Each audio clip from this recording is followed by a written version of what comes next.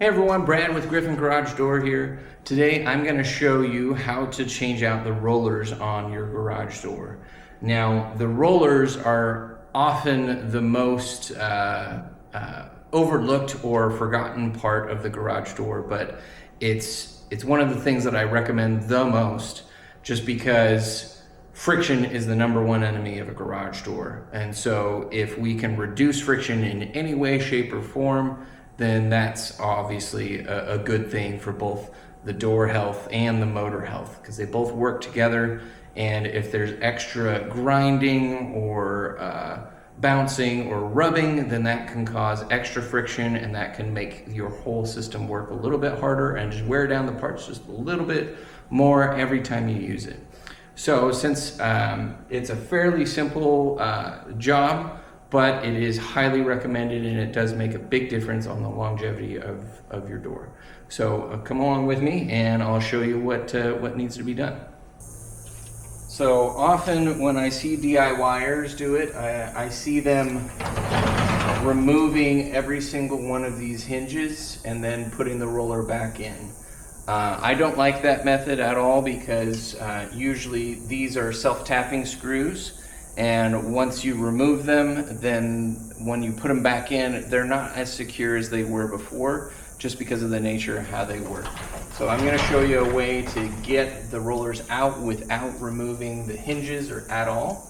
And so what I like to do, this is an 8-foot tall door, by the way, so there's one extra set of rollers compared to the standard. So what I'm going to do is I just pick a point, close to the top of where the two tracks meet. But just an access point where I can easily get those rollers out. And I'm going to use my special roller popping out tool or roller pulling tool, but this can easily be done with a hammer by putting it in the track, and then once the roller gets to the right point, you just pop it out. So what I like to do is I like to get the first roller out, and I just get it in line with that hole that groove that I made, and I pop that roller out. Now then I pull from my pocket full of sunshine these beautiful flowers and change out this first one first. That one's a little rusted in there, and I always keep my scrap bucket right there ready to go. Okay, so now that I got that one out, I like to get the first panel in, and that's it for now. Okay, the rest I will go ahead and do all the rollers and just keep going.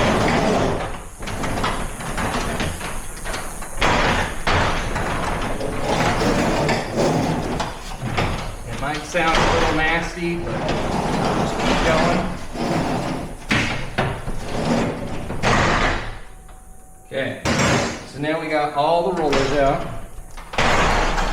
and then usually there's there's a little bit of a lip here, and sometimes you have to yank it out in order to get these access to these rollers. So that's why I like to keep the bottom roller in place still, so that the bottom panel doesn't swing out at you and hit your ankles or your shins.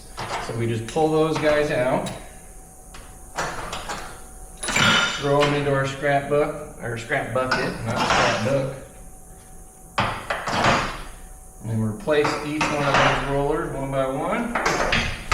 Okay, and we want to get it past the track. And now all we're worrying about is one roller at a time. So first one, we get to that groove and we push it in with our thumb. Just make sure to keep the fingers clear at all times. So I'm pushing on the bottom of the panel, not trying to grab where they meet, because that's a good way to get your hand pinched.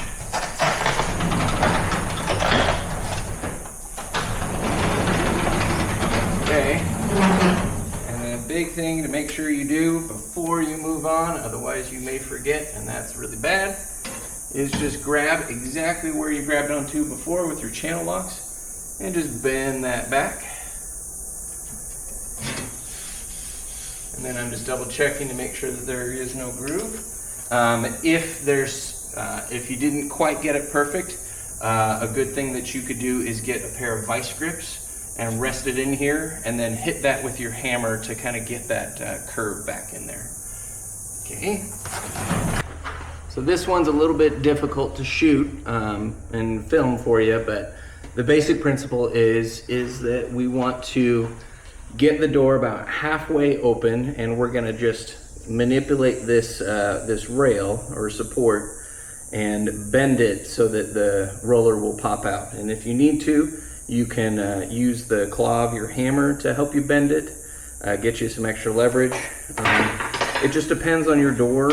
Some of them are a little bit more reinforced and a little bit more difficult to bend. But basically all we're doing is we're bending it back and up. And I'm just gonna take my head and push on it. Oh, I forgot the roller. Hold on.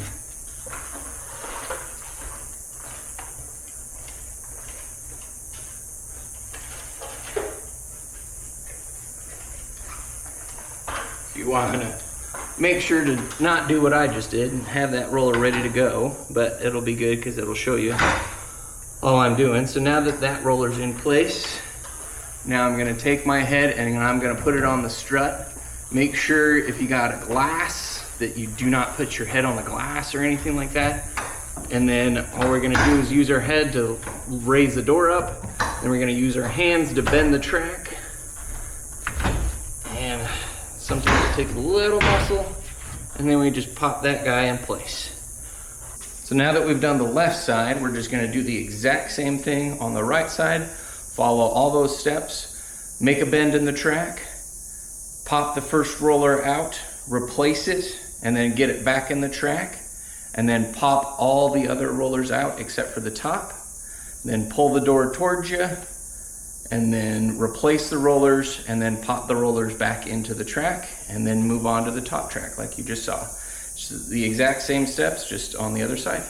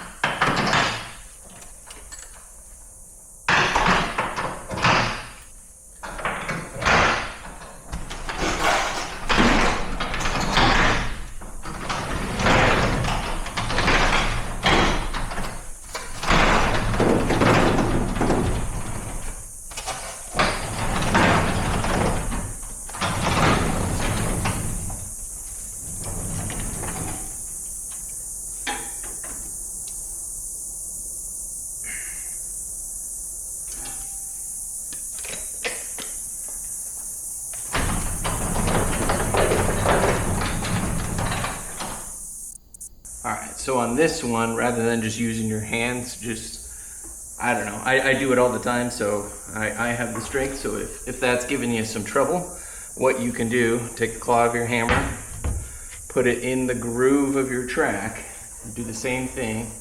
Take your head, push up on the garage door, and then pop that roller out. So that's just to get you some extra leverage if you're having a hard time. Almost made it without looking. All right, so I'm just using my head to hold it up. I mean, if it drops down, it's not a big deal. And we're gonna rotate the track, drop that roller in, and we're good to go. Now, I shot a before video of what it sounds like, and I'm gonna go ahead and play a video afterwards so that you can hopefully hear the difference. I don't have any fancy mics or booms or anything like that. This is just, you know, before and after, very simple and raw.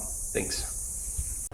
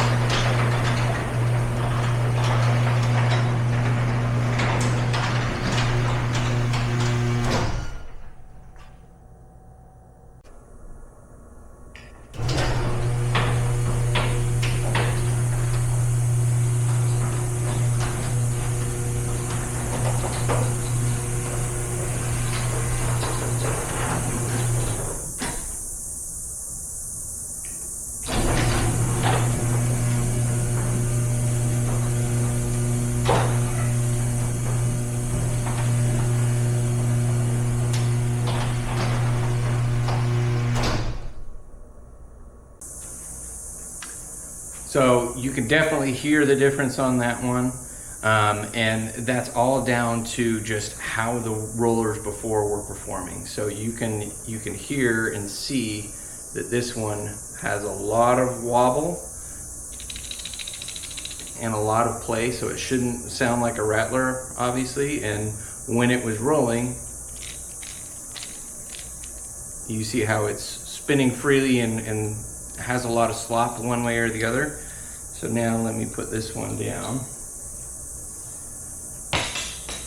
And then obviously this is a new one, so there's a little bit of play to it, but not as much.